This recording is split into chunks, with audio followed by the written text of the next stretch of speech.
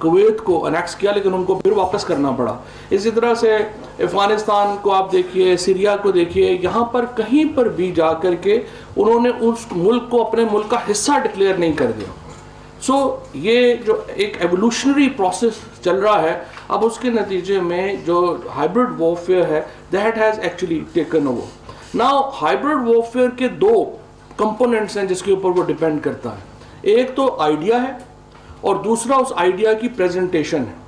अगर आइडिया खुद स्ट्रांग नहीं होगा, आइडिया खुद जो है उसमें वजन नहीं होगा, तो वो उसकी प्रेजेंटेशन अच्छी हो ही नहीं सकती।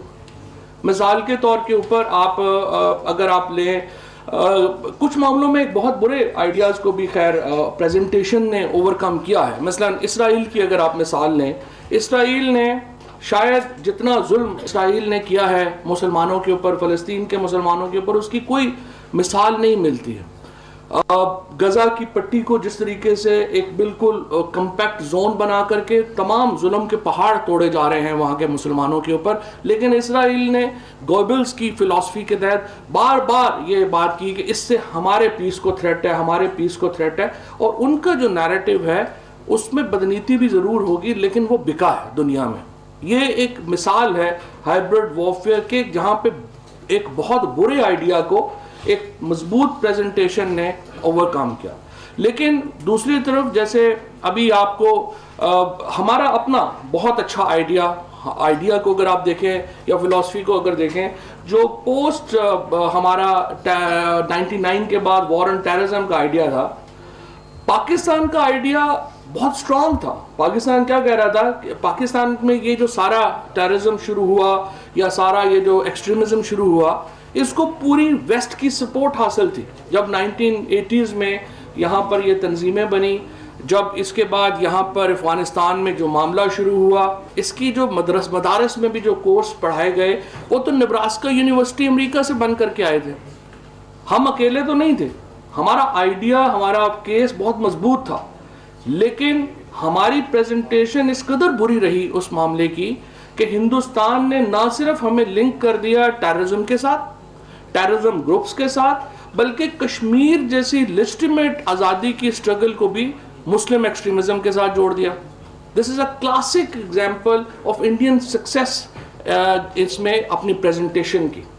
हमारे 19 सालों में जो हमने वॉर ऑन टेरर लड़ी, एक किताब अमेरिका में वेस्ट में नहीं छपी जिसने हमारा नैरेटिव बयान किया। उसके बाद हमने 1971 में भी एक बहुत बड़ी गलती की, वही गलती अब हमने फिर दोहराई।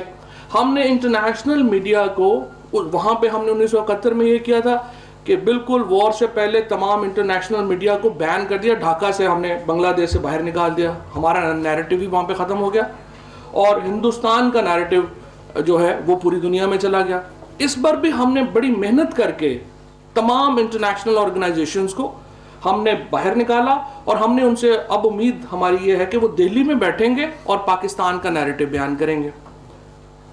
इस तरह की जो हमारी पॉलिसीज रही उनसे हमें बहुत नुकसान हुआ। हमने आकर के पुलवामा वो पहला आई वुड से टेस्ट था जहां पर हमने इंडिया को आउट क्लास किया, जहां पर ना सिर्फ ये कि हमारा आइडिया बहुत तगड़ा था, but let me take some credit कि हमारी जो गवर्नमेंट का और फिर ISPR का हमारा एक कोऑर्डिनेटेड एफर्ट थी और हमने इसमें जो इंडिया को पहली बार आलमी रायमा में तनहा होना पड़ा पुलवामा के केस के ऊपर। हमारा आइडिया स्ट्रांग था, प्राइम मिनिस्टर हमारा अमन के लिए खड़ा था, प्राइम मिनिस्टर और हमारी जो पाकिस्तान था वो पीस एफर्ट्स कर रहे थे। नरेंद्र मोदी एक बहुत कमज़ोर आइडिया को बेचने की कोशिश कर रहे थे, लेकिन जिस तरह से अब आकर के आपने देखा कि पूरी दुनिया में इशू ये नहीं होता कि हम क्या कह रहे हैं, इशू ये होता है कि दुनिया क्या कह रही है। पूरी दुनिया में अब ये बात मानी जा रही है कि जो पुलवामा इंसिडेंट था उसको जानबूझकर हवा दी गई बीजेपी को इलेक्शन जितवाने के लिए, और मोदी साहब ने अपने इलेक्शन के लिए लाखों नहीं करोड़ों लोगों की जिंदगियों को दांव पर लगाया। This is a great I would say an example of presentation of idea और आइडिया के स्ट्रॉन्ग होने का एक जो मामला है वो है।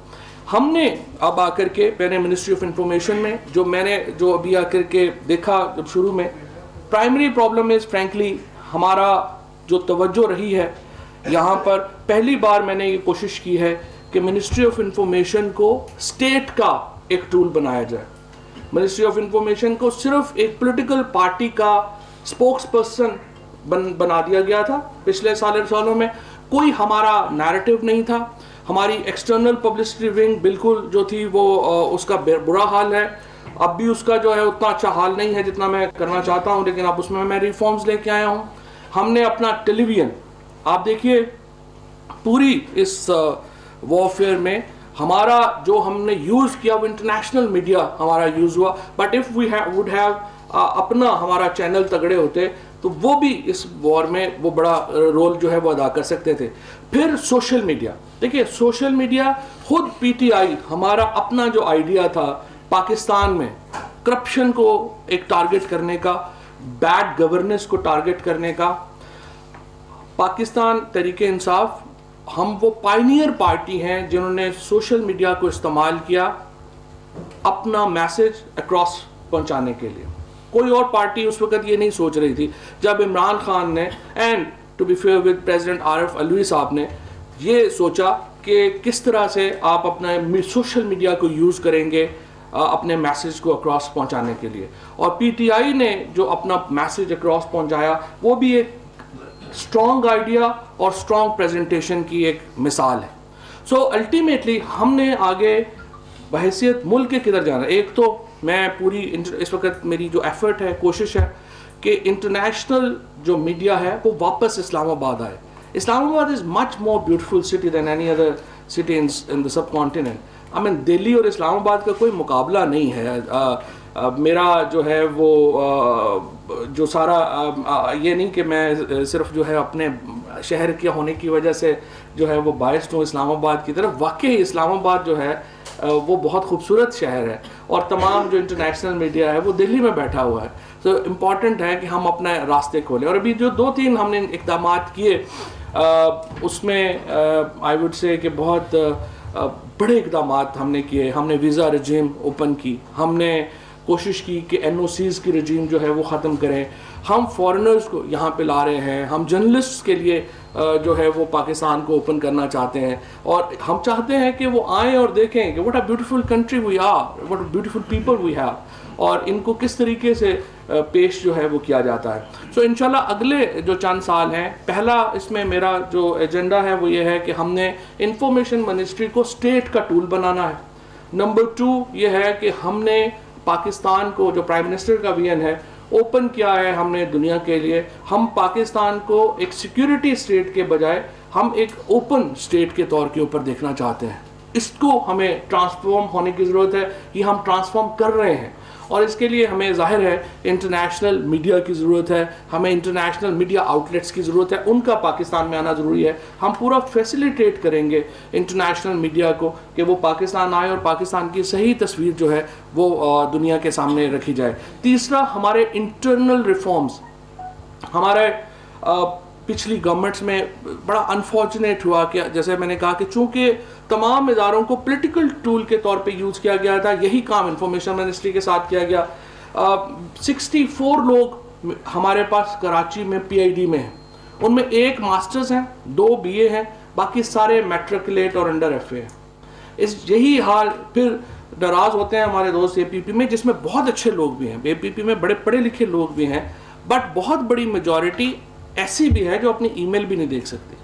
सो आप ये, और 85 करोड़ रुपया हम एपीपी के ऊपर हर साल खर्च कर रहे हैं।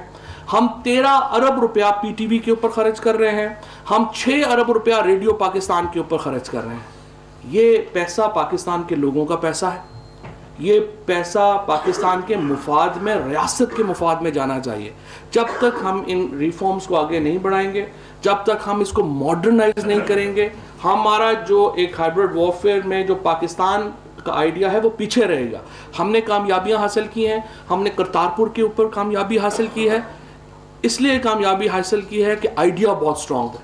हम ओपन करना चाह रहे हैं, हमने रिलीजियस जो हमारी मिनॉरिटी है उनका ख्याल किया, उसके बाद हमने पुलवामा के ऊपर जो है वो आउट क्लास किया। लेकिन इसके साथ अगर हमने अपना नैरेटिव देना है, अपने आप को आगे लेकर के जाना है, तो पाकिस्तान की मीडिया में इस्लाहात की बहुत ज़रूरत होगी। और इंशाअल्लाह ताला इस साल आप देखेंगे कि कम से कम रियासती मीडिया में, रियासत के मीडिया में इंशाअल्लाह बड़ी इस्लाहात आएंगी। बहुत शुक्रिया, बहुत मेहरबानी। वफाकी वज़ीर इत्तलात फवाद चौधरी इस्लामाबाद में तकरीब से खिताब कर रहे थे, जिसमें उन्होंने कहा है कि प्रोपेगेंडा को एक जंग के तरीके के तौर पर अपनाया गया।